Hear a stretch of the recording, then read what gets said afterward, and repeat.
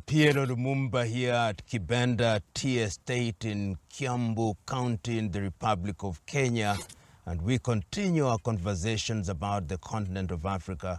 And today we look at the legacy of the man for whom I am named, Patrice Emery Lumumba.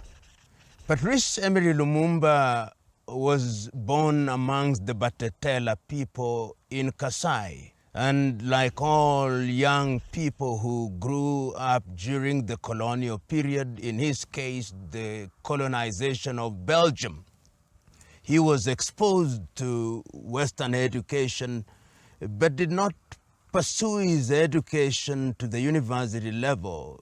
Joined the working force, joined the postal services during the colonial period, and in 1955, Patrice Emery Lumumba joined the trade union movement. It is during his exposure to the trade union movement that he caught the bug of the fight against decolonization. He himself says that he had heard of freedom fighters in other parts of Africa. He had heard of Ghana's Kwame Nkrumah. He had heard of Nnamdi Azikiwe of Nigeria, and had heard of Julius Kambarage Nyerere, and of course Amilcar Cabral of Guinea-Bissau and Modibo Keita of Mali.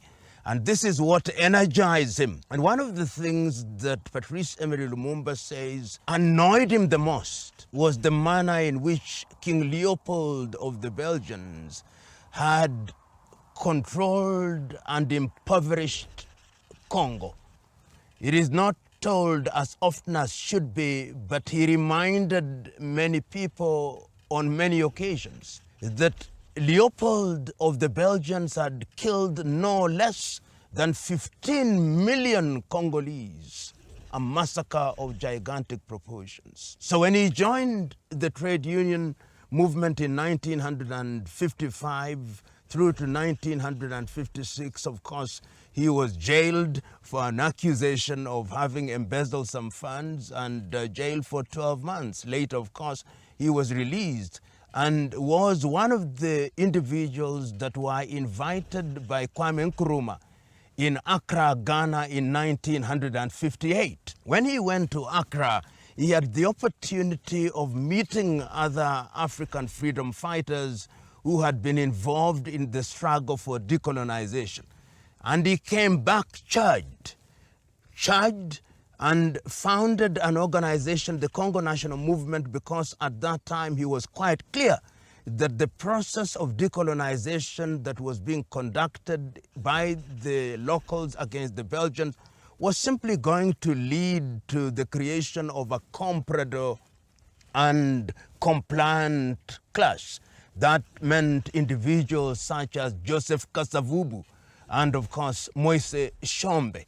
And when he came in, the Belgians were also fatigued and they literally abandoned Congo. And in the year 1960, of course, independence was then granted. And this is important. At that time, the king in Belgium was King Baudouin. And when he came to Congo in what was then called Leopoldville, now Kinshasa, the arrangement was that Lumumba would not speak.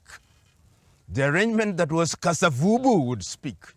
And indeed, when you listen to Kasavubu's speech, he praises the Belgians. He tells the Belgians how good they were to the Congolese.